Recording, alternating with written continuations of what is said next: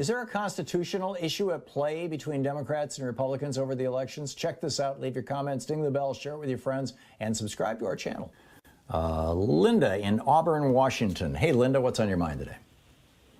Hi. I just wanted to clarify this. This is true related to the Constitution and this elector issue and the problems that people on the right have with how the election happened. So if we look at Article 2 of the Constitution, then Section 1, it talks about each state, the states deciding their electors. Well, didn't the Supreme Court this summer decide, no, that each state has to go by the popular vote? Well, states' rights is a really big thing in U.S. history, so that could be what the conflict is. And if it comes back to the Supreme Court, the current court might say that old decision was unconstitutional, in which case, so people, your listeners aren't realizing that there can be a real constitutional issue here of the states' rights versus the federal court saying you need to do this, and states saying we want to do what the Constitution says we can do.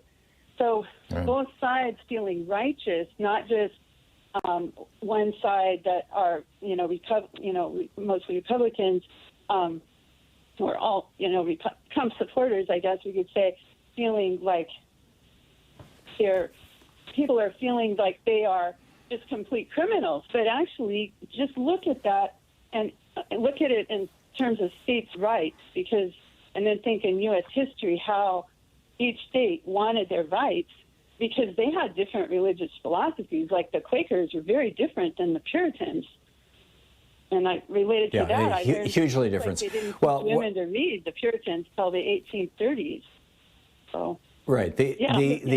What the Constitution says when it says that states can decide how their electors will be apportioned, what they're saying essentially is, say a state has 20 electors, let's say a state has 10 electors, more commonly.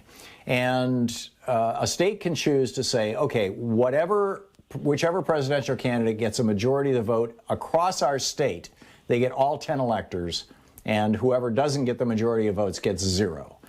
The state can also say, we're going to divide the state into parts, right? Each congressional district gets to pick the number of electors they have. This is what Nebraska and Maine have done, and which gives a slight advantage to the Republicans, because, well, actually, it depends on who's in control of which state and which parties.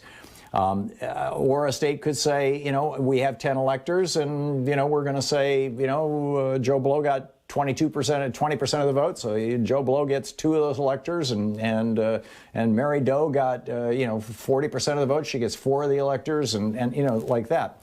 But what's going on right now so that's the concept, right? And that's the concept that the Supreme Court reaffirmed, by the way, last year. But what is happening right now in the legislatures in both Arizona and Texas is that Republicans in these states have introduced legislation, or in the process of introducing legislation, saying that the legislature may choose the electors for the candidates that they want, regardless of how the vote happens. Not on a county-by-county basis, not on a congressional district basis, not on a statewide basis, but just however the hell the Republicans who control the legislature think it should go. And I don't think that'll stand up to a Supreme Court challenge, but it's pretty scary. Linda, thank you for the call.